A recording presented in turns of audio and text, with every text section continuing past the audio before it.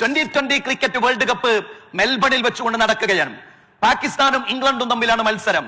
അതിൽ ഇംഗ്ലണ്ട് വിജയിക്കുകയാണ്, പാകിസ്ഥാൻ പരാജയപ്പെടുകയാണ്. ആ ഇംഗ്ലണ്ടിന്റെ വിജയത്തിനു വേണ്ടി കഠിനാധ്വാനം ചെയ്ത രണ്ട് താരങ്ങൾ, ഒന്ന് മൊയ്ൻ അലിയും രണ്ട് ആദിൽ റഷാദും, അവർ ആഘോഷങ്ങളിലെല്ലാം പങ്കുചേർന്നു.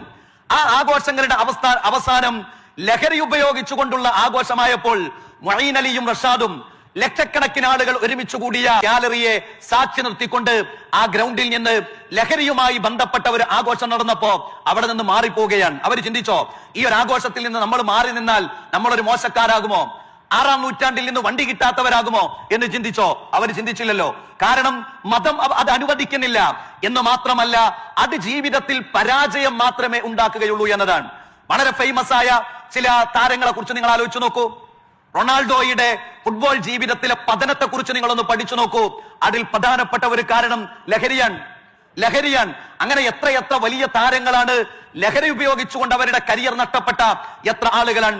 അതുകൊണ്ട് ലഹരിയുമായി യാതൊരു ബന്ധവും ഉണ്ടാകുകയില്ല എന്ന് മാത്രമല്ല, അത് ഉപേക്ഷിക്കുന്നത് എന്റെ ജീവിതത്തിൽ അഭിമാനമാണ് എന്ന് പറയാൻ നമുക്ക് കഴിയണം.